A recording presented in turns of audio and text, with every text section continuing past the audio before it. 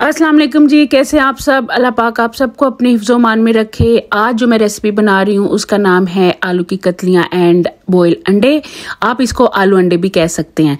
इसके लिए 2 बड़े साइज़ के जो पोटैटो हैं इनको मैंने गोल कट करके रख लिया था कतलियों की शक्ल में, और साथ ही ये 4 बॉयल अंडे कर लिए थे, उनको भी मैं उसी शेप में कट करके रख लिया था। साथ ये प्याज लिया है एक मीडियम साइज़ का, इसको थोड़ा सा मोटा मोटा ग्राइंड कर लिया है, और साथ ये टमाटर है एक मीडियम साइज़ का, इसकी प्यूरी बना के रख ली है।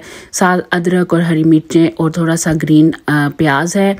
इसके अलावा ये सारे ड्राई मसाले हैं जिसमें हल्दी, नमक, ज़ीरा, गरम मसाला, सूखा धनिया और फ्लेक चिली जिसको दादरी मिर्चें भी कहते हैं, कुटी हुई मिर्चें, ये सारी चीज़ें 1-1 टीस्पून है। और 1 टेबल स्पून भर के मैंने इसके अंदर अचार मसाला भी डाला है, और साथ ही ये देखें धनिया भी रखा हुआ था। तो चलें हम फिर स्टार्ट करते हैं। 4 टेबल स्पून भर के जो हैं वो ऑयल को मैंने पैन में डाल लिया था।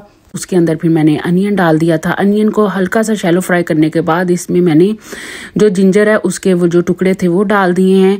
इसके बाद फिर मैं ड्राई मसाले सारे डाल रही हूँ। जितने भी ड्राई मसाले मैंने बताए वो सारे इसमें डाल दें। सिर्फ इसमें गरम मसाला और सूखा धनिया जो है वो एंड पे डालेंगे, वो साइड पे रख लें। तो ये सारे मसाले डालने के बाद इसको थोड़ा सा शैलो फ्राई करें, और हल्का सा इसके इन चीज़ों के अंदर ना पानी डालें, जैसे कि 1/2 कप से भी थोड़ा सा कम बिल्कुल पानी डाल के। तो पानी डालने के बाद इसको अच्छी तरह भून लें। ये देखें जैसे कि इसका ऑयल जो है वो सारा अच्छी तरह ऊपर आ जाए। इसके बाद फिर इसके अंदर आपने जो टमाटो प्यूरी रखी थी वो इसके अंदर डाल दें। टमाटो प्यूरी डालने के बाद इसको अच्छी तरह फिर थोड़ा सा भून लें, सिर्फ 2-3 मिनट के लिए। और फिर इसके बाद इसके अंदर डालें जी सबसे पहले आलू की कतलियाँ, जो कि हमने आलू ये गोल गोल काट के रखे थे ना, ये डाल दें सारे इसके अंदर।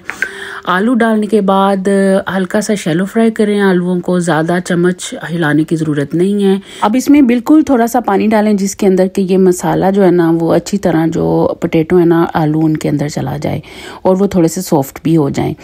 तो पानी डालने के बाद अब फ्लेम जो है आपने बिल्कुल हल्की कर देनी है और इसको ऊपर से कवर कर देना है। तो ये सिर्फ 4 to 5 मिनट के लिए इसको हल्की फ्लेम के ऊपर पकाना है। 4 to 5 मिनट के बाद ये आलू जो है ना वो अपनी ही स्टीम के अंदर जो है ना वो गल जाएंगे, सॉफ्ट हो जाएंगे। मैं कहती हूँ जब ये डिश बनेगी ना तो बड़ी ही मज़े की बनती है। सुबह सुबह अगर पराठों के साथ इसको खाया जाना तो बड़ा ही मज़ा आता है। तो ये इसके बाद मैंने इसमें सूखा धनिया और गरम मसाला डाल दिया, और थोड़ी सी जो ग्रीन चिली थी और थोड़ी सी रेड चिली थी वो डाल दी है। तो डालने के बाद इसको थोड़ा सा भून लेना है, ज़्यादा चमचा नहीं मारना क्योंकि आलू टूट जाएंगे। तो हल्के हाथों के साथ इसको भून के तो अंदर फिर इसके वो जो ग्रीन अनियन था ना, सब्ज़ प्याज, वो डाल देना है। स्प्रिंग अनियन डालने के बाद जिसको कि हरा प्याज भी कहते हैं, इसको थोड़ा सा भून लें। और मैं कहती हूँ कि जो खुशबू आती है ना घर में, इसकी ये जो मसाले इसके अंदर सारे डालने हैं। और देखें इसका टेक्सचर कितना अच्छा बना है। मसाले जो है ना बिल्कुल आलूओं के साथ जो है ना मसाला उसका चिपक गया है।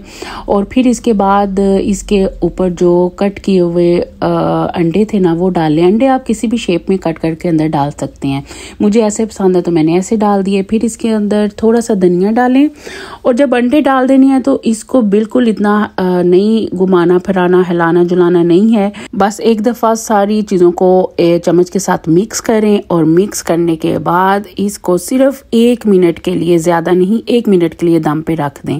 दम पे रखने के बाद जब आप इसका ढक्कन उठाएंगे ना तो बहुत ही मज़े का ये सालन बना होगा। आप इसको रोटी, नान और पराठे के साथ, जिसके साथ मर्जी आप इसको खा सकते हैं।